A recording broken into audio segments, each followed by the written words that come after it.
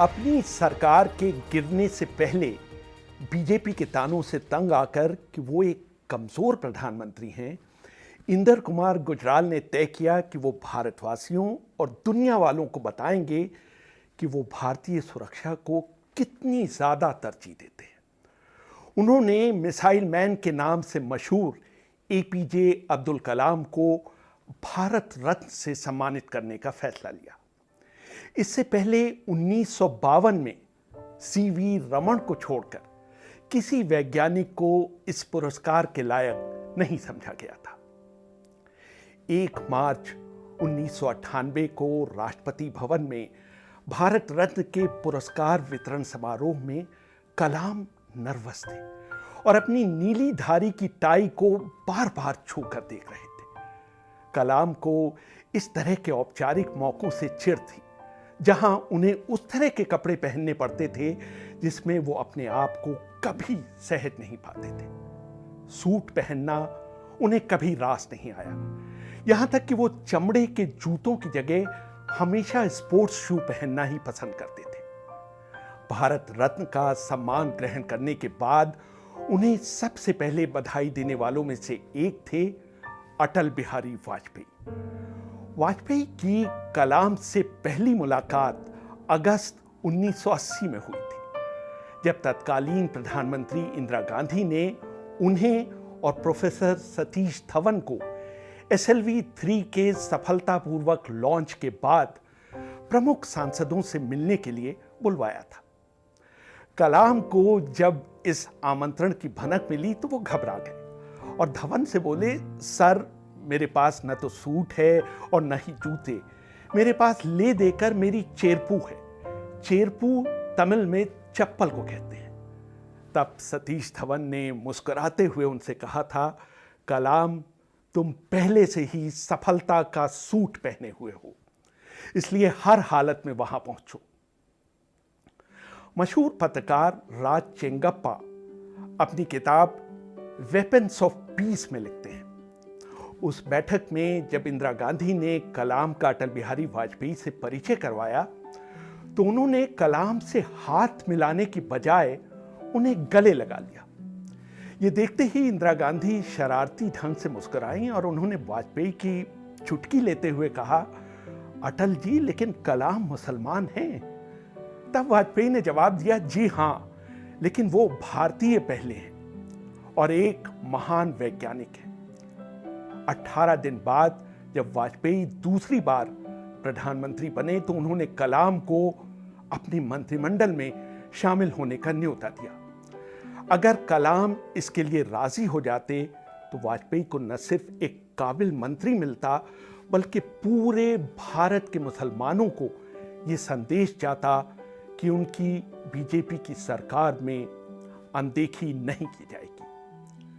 कलाम ने इस प्रस्ताव पर पूरे एक दिन विचार किया। अगले दिन उन्होंने वाजपेयी से मिलकर बहुत विनम्रतापूर्वक इस पद को अस्वीकार कर दिया। उन्होंने कहा कि रक्षा शोध और परमाणु परीक्षण कार्यक्रम अपने अंतिम चरण में पहुंच रहा है और वो अपनी वर्तमान जिम्मेदारियों को निभाकर देश की बेहतर सेवा कर सकते हैं। 2 महीने बाद पोखरण में परमाणु विस्फोट के बाद यह स्पष्ट हो गया कि कलाम ने वो पद क्यों नहीं स्वीकार किया था। 10 जून 2002 को एपीजे अब्दुल कलाम को अन्ना विश्वविद्यालय के कुलपति डॉक्टर कलानिधि का संदेश मिला कि प्रधानमंत्री कार्यालय उनसे संपर्क स्थापित करने की कोशिश कर रहा है, इसलिए आप तुरंत कुलपति के दफ्तर चले आइए ताकि प्रधानमंत्री से आपकी बात हो सके। जैसे ही उन्हें प्रधानमंत्री कार्यालय से कनेक्ट किया गया, वाजपेयी फोन पर आए और बोले, कलाम साहब देश को राष्ट्रपति के रूप में आपकी जरूरत है। कलाम ने वाजपेयी को धन्यवाद दिया और कहा कि इस पेशकश पर विचार करने के लिए मुझे 1 घंटे का समय चाहिए।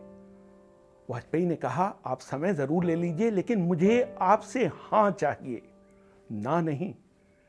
शाम तक एनडीए के संयोजक जॉर्ज फर्नांडिस, संसदीय कार्य मंत्री प्रमोद महाजन, आंध्र प्रदेश के मुख्यमंत्री चंद्रबाबू नायडू और उत्तर प्रदेश की मुख्यमंत्री मायावती ने संयुक्त संवाददाता सम्मेलन आयोजित कर कलाम की उम्मीदवारी का ऐलान कर दिया।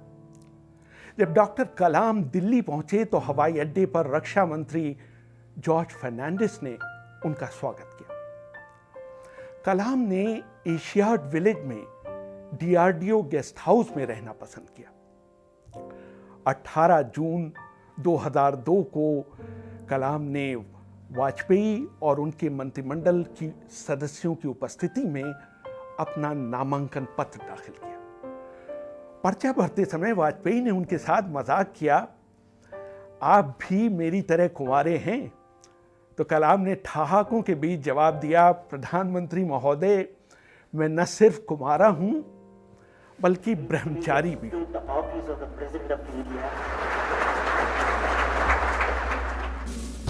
कलाम के राष्ट्रपति बनने के बाद सबसे बड़ी समस्या यह आई कि वो पहनेंगे क्या।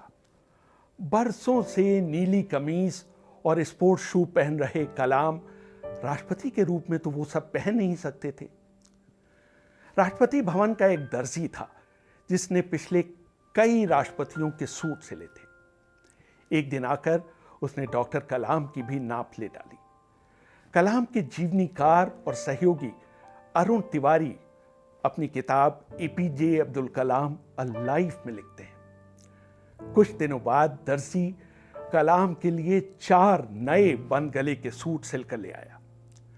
कुछ ही मिनटों में हमेशा लापरवाही से कपड़े पहनने वाले कलाम की काया ही बदल गई।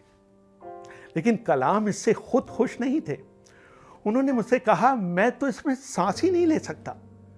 क्या इसके कट में कोई परिवर्तन किया जा सकता है? परेशान दर्जी सोचते रहे कि क्या किया जाए। कलाम ने खुद ही सलाह दी कि आप गर्दन के पास से थोड़ा काट दीजिए। इसके बाद से कलाम के इस कट के सूट को कलाम सूट कहा जाने लगा। नए राष्ट्रपति को टाई पहनने से भी नफरत थी। बन गले के सूट की तरह टाई से भी उनका दम घुटता था। एक बार मैंने उन्हें अपनी टाई से अपना चश्मा साफ करते हुए देखा। मैंने उनसे कहा कि आपको ऐसा नहीं करना चाहिए। उनका जवाब था, टाई पूरी तरह से उद्देश्यहीन वस्त्र है, कम से कम मैं इसका कुछ तो इस्तेमाल कर रहा हूं। बहुत व्यस्त राष्ट्रपति होने के बावजूद कलाम अपने लिए कुछ समय निकाल ही लेते थे। उनको रुद्र वीणा बजाने का बहुत शौक था। डॉक्टर कलाम के प्रेस सचिव रहे एसएम खान ने मुझे बताया था कि वो वॉक करना पसंद करते थे, वो भी सुबह 10 बजे या दोपहर 4 बजे। वो अपना नाश्ता सुबह 10:30 बजे लेते थे, इसलिए उनके लंच में हमेशा देरी हो जाती थी। उनका लंच दोपहर 4:30 बजे होता था और जाहिर है फिर खाना वो रात के 12 बजे के बाद खाते थे। डॉक्टर कलाम धार्मिक मुसलमान थे और हर दिन सुबह यानी फज्र की नमाज पढ़ा करते थे। मैंने अक्सर उन्हें कुरान और गीता पढ़ते हुए भी देखा था। वो स्वामी थिरुवल्लुवर के उपदेशों की किताब थिरुकुरल तमिल में पढ़ा करते थे। वो पक्के शाकाहारी थे और शराब से उनका दूर दूर का वास्ता नहीं था। पूरे देश में निर्देश भेज दिए गए थे कि वो जहां भी ठहरे उन्हें सादा शाकाहारी खाना ही परोसा जाए।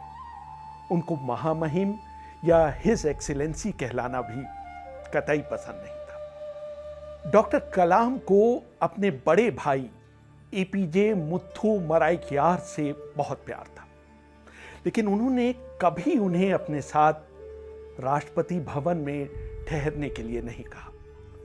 उनके भाई का पोता गुलाम मोइनुद्दीन उस समय दिल्ली में काम कर रहा था जब कलाम भारत के राष्ट्रपति हुआ करते थे, लेकिन वो तब भी मुनेरका में किराए के कमरे में रहा करता था। मई 2006 में कलाम ने अपने परिवार के करीब 52 लोगों को दिल्ली आमंत्रित किया।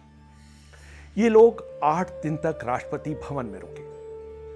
कलाम के सचिव रहे पीएम नायर ने मुझे बताया था कि कलाम ने उनके राष्ट्रपति भवन में रुकने का किराया अपनी जेब से दिया। यहां तक कि एक प्याली चाय तक का भी हिसाब रखा गया। वो लोग एक बस में अजमेर शरीफ भी गए, जिसका किराया कलाम ने भरा। उनके जाने के बाद कलाम ने अपने अकाउंट से 3,52,000 रुपयों का चेक काटकर राष्ट्रपति भवन कार्यालय को भेजा। दिसंबर 2005 में उनके बड़े भाई एपीजे मुथुमराईकार, उनकी बेटी नाजिमा और उनका पोता गुलाम हज करने के लिए मक्का गए। जब सऊदी अरब में भारत के राजदूत को इस बारे में पता चला तो उन्होंने राष्ट्रपति को फोन कर परिवार को हर तरह से मदद देने की पेशकश की। कलाम का जवाब था, मेरा आपसे यही अनुरोध है कि मेरे 90 साल के भाई बिना किसी सरकारी व्यवस्था के एक आम तीर्थयात्री की तरह हज करें और इसमें आप उनकी मदद करें। नायब ने मुझे एक और दिलचस्प किस्सा सुनाया था। एक बार नवंबर 2002 में कलाम ने मुझे बुलाकर पूछा, ये बताइए कि हम इफ्तार भोज का आयोजन क्यों करें? वैसे भी यहां आमंत्रित लोग खाते पीते लोग होते हैं, आप इफ्तार पर कितना खर्च करते हैं? राष्ट्रपति भवन के आतिथ्य विभाग को फोन लगाया गया। उन्होंने बताया कि इफ्तार भोज में मोटे तौर पर 2.5 लाख रुपए का खर्च आता है। कलाम ने कहा, हम ये पैसा अनाथालय को क्यों नहीं दे सकते? आप अनाथालयों को चुनिए और ये सुनिश्चित करिए कि ये पैसा बर्बाद न जाए। राष्ट्रपति भवन की ओर से इफ्तार के लिए निर्धारित राशि से आटे, दाल, कंबलों और स्वेटरों का इंतजाम किया गया और उसे 28 अनाथालयों के बच्चों में बांटा गया। लेकिन बात यहीं खत्म नहीं हो गई। कलाम ने मुझे फिर बुलाया और जब कमरे में वो और मैं अकेले थे, उन्होंने कहा, ये सामान तो आपने सरकार के पैसे से खरीदवाया है, इसमें मेरा योगदान तो कुछ भी नहीं है। मैं आपको 1 लाख रुपए का चेक दे रहा हूं, उसका भी इसी तरह इस्तेमाल करिए जैसा आपने इफ्तार के लिए निर्धारित पैसे का किया है।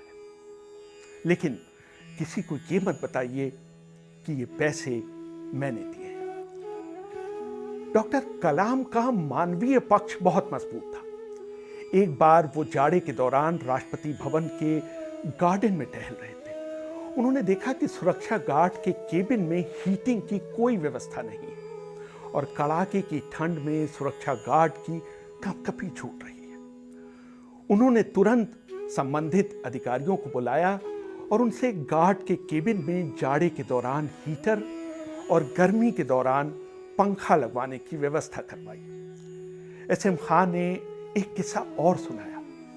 एक बार मुगल गार्डन में टहलने के दौरान उन्होंने देखा कि एक मोर अपना मुंह नहीं खोल पा रहा है।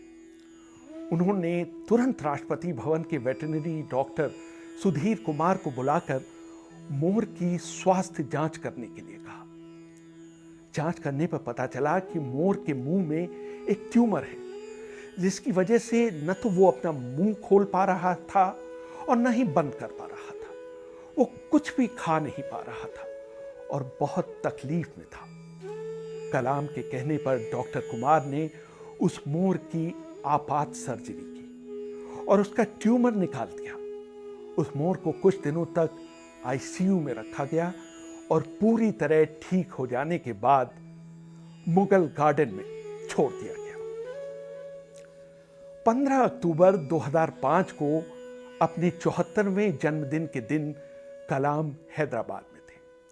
उनके दिन की शुरुआत हुई हृदय रोग से पीड़ित तंजानिया के कुछ बच्चों से मुलाकात के साथ, जिनका हैदराबाद के केयर अस्पताल में ऑपरेशन किया गया था। उन्होंने हर बच्चे के सिर पर हाथ फेरा और उन्हें टॉफी का एक एक डिब्बा दिया, जिन्हें वो दिल्ली से लाए थे। बाहर बैठे आंध्र प्रदेश के राज्यपाल सुशील कुमार शिंदे, मुख्यमंत्री राजशेखर रेड्डी और तेलुगु देशम के प्रमुख चंद्रबाबू नायडू इंतजार कर रहे थे। उनकी समझी में नहीं आ रहा था कि इन बच्चों को उनके ऊपर तरजीह क्यों दी जा रही है। अरुण तिवारी एपीजे कलाम की जीवनी में लिखते हैं, हुआ ये कि सितंबर 2000 में तंजानिया की यात्रा के दौरान कलाम को पता चला कि वहाँ जन्मजात दिल की बीमारी से पीड़ित बच्चे बिना किसी इलाज के मर रहे हैं। वहाँ से लौटने के बाद उन्होंने मुझसे कहा कि किसी तरह इन बच्चों और उनकी माँओं को दार ए सलाम से हैदराबाद लाने की मुफ्त व्यवस्था करो। उन्होंने मुझसे वी तुलसीदास से बात करने के लिए कहा, जो उस समय एयर इंडिया के अध्यक्ष और प्रबंध निदेशक हुआ करते थे। वो इस काम में मदद करने के लिए राजी हो गए। फिर केयर अस्पताल के प्रमुख डॉक्टर सोमा राजू और वहाँ के प्रमुख heart surgeon doctor Gopichand Mannam भी उनका मुफ्त इलाज करने के लिए तैयार हो गए। भारत में तंजानिया के उच्चायुक्त इवा नजारो इन बच्चों की पहचान के लिए दार ए सलाम गई। 24 बच्चों और उनकी माँओं को दार ए सलाम से हैदराबाद लाया गया।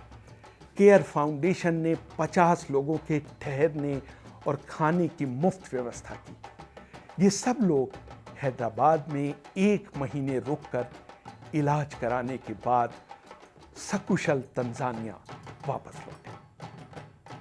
जब कलाम का कार्यकाल खत्म होने लगा तो उन्होंने 1971 की लड़ाई के hero field marshal Sam Manekshaw से मिलने की इच्छा प्रकट की।